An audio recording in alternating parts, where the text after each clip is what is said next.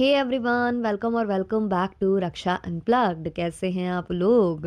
तो वैसे तो मैंने मन बनाया था कि मैं किसी और टॉपिक पर बात करूंगी। टॉपिक मतलब इसी फैमिली से रिलेटेड होने वाला था, माता जी का टॉपिक होने वाला था, क्योंकि उन्होंने जो लाइव पर बका था ना, उस पर हमें बहुत ज़्यादा डिस्कशन करना था। तो उसका मैंने थंबनेल भी क्रिएट कर लिया था। लेकिन रात रात तक जो दीदी एक्सपोज हुई हैं, जो हमारी लड़ाकन जिज्जी का असली चेहरा सामने आया है, जो इनकी झूठ पकड़े गए हैं, जो कथनी और करनी में डिफरेंस पकड़ा गया है, तो उस पर बात करना पहले बनता है। तो मैंने सोचा पहले इस पर पॉडकास्ट बनाते हैं। तो पहले हम लड़ाकन जिज्जी पर बात करेंगे और माता जी से लेकर और भी जो लाइव वगैरह हुई हैं। हमने देखा है कि लपुआ की भी लाइव हुई थी, तो अभी वो मैंने देखी नहीं है, तो वो सब बाद में, उसको सब बाद में करेंगे। अभी तो पहले लड़ाकन जिज्जी का नंबर लगाया जाता है। तो एक्चुअली मैंने ना लड़ाकन जिज्जी का एक लाइव देखा था।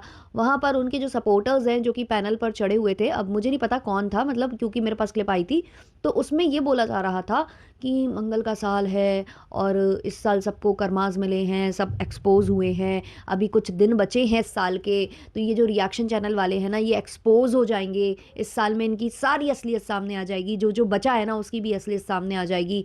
भाई रिएक्शन चैनल वालों की असलियत तो सामने ना आ पाई, लेकिन हमारी लड़ाकन जिज्जी की असलियत सामने आ गई है। कल जो धमाका हुआ है ना इनकी एक वॉइस रिकॉर्डिंग का, मतलब किसी से कॉल पर ऐसी ऐसी बातें कर रही थी लड़ाकन जिज्जी। अरे लड़ाकन जिज्जी, तुमने सिंपति तो ले ली रो रो कर उस वीडियो में, लेकिन उसके बाद जो ये रिकॉर्डिंग सामने आई है, ये जो तुम्हारा कॉल रिकॉर्ड जो सामने पेश हो चुका है, जो प्रकाशित हो चुका है, इसके बारे में अब क्या कहोगी? वैसे हम बता दें कि जो लड़ाकन जिज्जी हैं वो मैदान छोड़कर भाग चुकी हैं हमेशा की तरह, है ना। जब भी लड़ाकन जिज्जी आती हैं, आग लगाती हैं, रोटियां सेकती हैं, और बस उनकी दो चार रोटियां ही सेक पाती हैं कि वो बेचारी मतलब औंधे मुंह गिर जाती हैं, और ऐसी औंधे मुंह गिरती हैं कि वो सब समेट वमेट कर आधे में ही छोड़कर भाग जाती हैं। लास्ट टाइम भी यही हुआ था। लास्ट टाइम वो जो कम्युनिटी वाला छपा था ना, जो इनके पीआर चैनल्स को जिसमें नीचा दिखाया गया था, तो उस टाइम पर भी यही आई थी आग लगाने, तीली लगाने, और इन्होंने पूरा मतलब माहौल क्रिएट कर लिया था। लेकिन जैसे ही सारे रिएक्शन चैनल वाले एकजुट हुए और इनकी लंका लगनी चालू हुई, तो सबसे पहले जो है चप्पल हाथ में लेकर भागी थी वो थी लड़ाकन जिज्जी। दिखाई न दी थी कई दिनों तक, लेकिन अब फिर एक मैटर आया, फिर कूद पड़ी। अब ऐसी कूदी, फिर अब भाग गई हैं। कल कह के गई हैं कि अब मैं नहीं आऊंगी, अब मैं कोई जवाब नहीं दूंगी। भाई अभी तक तो पूरा जवाब दे रही थी, रिकॉर्डिंग आते ही भाई तुमने जो है हाथ जोड़ लिए। मतलब ऐसे काम करते ही क्यों हो ना तुम लोग? अब देखो लड़ाकन जिज्जी सबको बोल रही थी चुगलखोर, चुगल चोटी, पता नहीं क्या क्या नाम दे रही थी, चुगली चाची, सॉरी चुगली चाची नाम दे रही थी। लेकिन लड़ाकन जिज्जी का खुद एक नाम अब और आ गया है। अभी तक तो ये कौन थी, बिलौटा थी, बिलौटी थी, और बहुत सारे नाम इनके थे, है ना, टुच्ची लुच्ची और होलुलुलु वाली दीदी, है ना, बहुत सारे नाम थे इनके। लेकिन अब जो बेस्ट नाम इन पर सूट करता है वो है चुगल चोट्टी दीदी। तो चुगल चोट्टी दीदी हमारी दूसरों को बोलती हैं कि चुगली चाची हैं, ये हैं वो हैं। भाई इनको ये नहीं पता था कि नर या मादा कौन है। सामने वाला जो मुझसे बात कर रहा है, जो मेरा फैन बना बैठा है, जो मुझे हर चीज़ के बारे में अपडेट कर रहा है, जो बता रहा है कि दीदी आपके बारे में कहाँ क्या हो गया, आपकी फैमिली को कहाँ किसने क्या बोल दिया, वो नर है या मादा है इनको वो भी नहीं पता था। लेकिन ये उनसे सारी बातों का डिस्कशन कर रही थी। भाई एक एक रिएक्शन चैनल वाले की बात हो रही थी वहां पर। वैसे तो ये फैमिली ऐसे बोल देती है कि मैं उसको नहीं देखती, इसको नहीं देखती, फलान नहीं करती, ढिमाक नहीं करती। वहां ऐसा कोई रिएक्शन चैनल नहीं था जिसका नाम ना हो। भाई हर एक रिएक्शन चैनल वाले का नाम इनके उस चैट में था, और ये सबका रिप्लाई दे रही थी, सबके मज़े ले रही थी, हर एक बात इनकी उसमें सामने आ रही थी। चलो वो तो जो आ रही थी सो आ ही रही थी, इनकी चुगलियां तो सामने आ गई, चुगली चुगल चोटी तो ये बन गई, लेकिन ये एक नंबर की झूठी भी बन गई।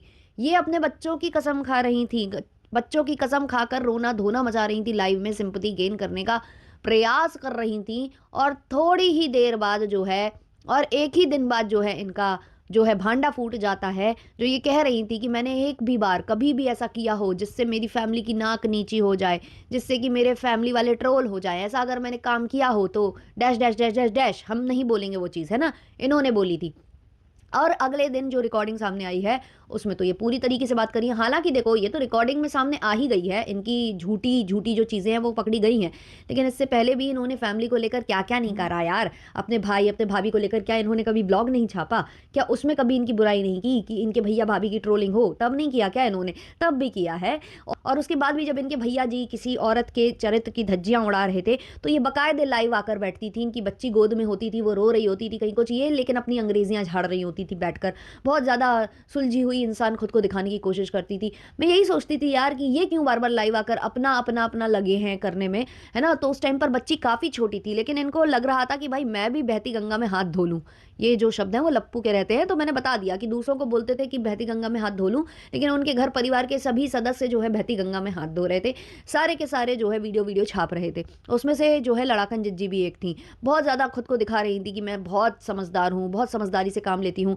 लेकिन जो इनके चैट सामने आए हैं या जो भी इनकी रिकॉर्डिंग सामने आई है, वहाँ से तो भाई हमें कहीं से ये समझदार नज़र नहीं आती। ये एक नंबर की डंबो नज़र आती हैं। और हाँ, इन्होंने सबको सिखा भी दिया है कि भाई अब अपने चैट वैट में ज़्यादा किसी से, ज़्यादा अपने सब्सक्राइबर्स से भी बात ना करें, क्योंकि ये सब होता है भाई, ये सब होता है। मतलब एक्सपोज़ हो जाते हो आप अगर उधर पर, अगर आपने ज़्यादा फ्री होकर कुछ बात कर ली, और करना भी नहीं चाहिए भाई, नए लोगों से ऐसे बात नहीं करनी चाहिए।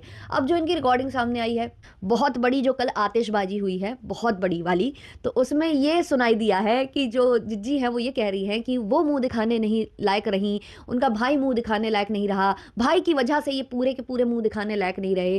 जो इनका खुद का भाई है वो 5 दिन जो है जाकर खीवान में नहीं रुकता है ना? क्योंकि वो मुँह दिखाने लायक रहा ही नहीं है ना? तो वो वहाँ 5 दिन भी नहीं रुकता है। अब हम लोग भी जाते हैं तो हम लोग भी नहीं रुक पाते हैं। हम लोगों को दूसरों को शक्ल दिखाने में शर्म आती है। तो ये खुद बोल रही है। अब बताओ जिज्जी, ये बुराई नहीं है तो क्या है? अब इसको क्या कहते हैं? सत्संग करना कहते हैं या भजन कीर्तन करना कहते हैं? कृपया ज़रा समझाइएगा।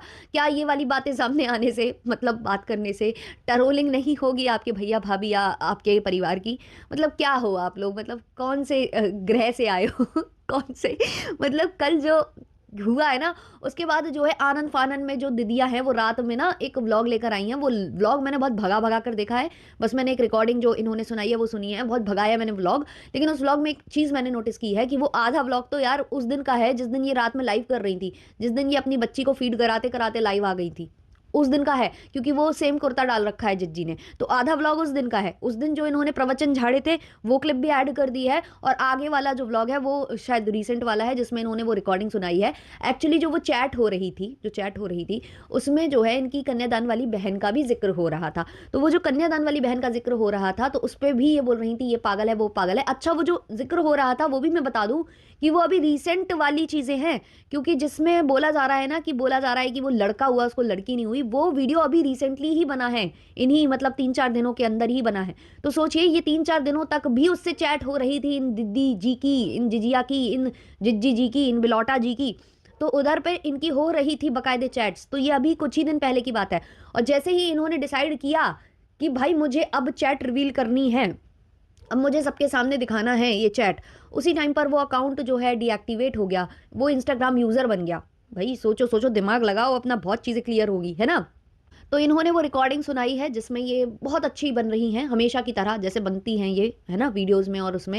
लेकिन अंदर से इन लोगों के ज़हर भरा रहता है और ज़हर उगलती रहती हैं ये लोग सामने वाले के लिए। आज अचानक से इनको बड़ी दया आ रही है, बड़ा लाइव में बोला जा रहा है कि हमको बहुत दया आ रही है कि भाई उसको मत परेशान करो, उसकी बात होगी, उसके लिए आप पॉजिटिव में भी, मतलब इनको इतनी जलन है कि अगर आप पॉजिटिव में भी इनकी कन्यादान वाली बहन के बारे में वीडियो बनाओगे तो वो ट्रोल होगी। भाई ट्रोल क्यों होगी? क्यों होगी ट्रोल? ट्रोल करने वाले उसको कौन होंगे? आपके खासम खास लोग जो आपसे बैक पैनल जुड़े हैं या आपके सपोर्ट में रिएक्शन बनाते हैं। तो इसीलिए होगी, है ना? इसलिए होगी ना आपकी जो कन्यादान वाली बेटी है उसकी ट्रोलिंग। क्यों? क्योंकि आपके कुछ फैंस को हज़म नहीं होगा, या आप उन्हें हज़म होने नहीं दोगी, आप बनवाओगी उनके लिए। क्योंकि ये चीज़ भी क्लियर हो चुकी है कि जगत दीदी के लिए जो प्रेगनेंसी वाले वीडियोज़ बनते थे वो यही फैमिली बनवाती थी, यही फैमिली बताती थी कि ये बनाना है, और जब तक नहीं बनाओ तब तक ये लोग शेयर नहीं करते थे उनके वीडियोज़। तो ये सब इन लोगों की अंदर-अंदर प्लानिंग होती थी। तो जो इनकी कन्यादान वाली बेटी के लिए भी होगा वो इनकी रज़ामंदी से होगा। और क्योंकि जब जो इनके पीआर चैनल हैं उनके खिलाफ कम्युनिटी छपी थी और दूसरे रिएक्शन चैनल वाले सपोर्ट में वीडियो बना रहे थे, तो उस पीआर चैनल को दबाव बनाया जा रहा था, उस पर दबाव बनाकर ये कहा जा रहा था कि जो तुम्हारे सपोर्ट में रिएक्शन बन रहे हैं उनको रोको, ये बोला जा रहा था ना। और वो बोल रही थी कि मैं कैसे रोक सकती हूँ, सब अपने मन से व्लॉग बनाते हैं, सब अपने मन से रिएक्शन बनाते हैं, मैं कैसे रोक सकती हूँ। लेकिन फिर भी ये प्रेशराइज कर रही थी और बोल रही थी कि तुम नहीं रोक सकती हो, तुम नहीं रोक सकती हो। तो ऐसे ही अगर कन्यादान वाली बेटी की लाइफ में कुछ खुशियाँ आई हैं और लोग उसे अप्रिशिएट कर रहे हैं, उसके सपोर्ट में ब्लॉग बना रहे हैं, सपोर्ट में रिएक्शन बना रहे हैं, और फिर अगर उसकी कहीं से ट्रोलिंग होती है तो वो ऑब्वियसली आपके सपोर्टर्स होंगे जो ट्रोलिंग कर रहे होंगे।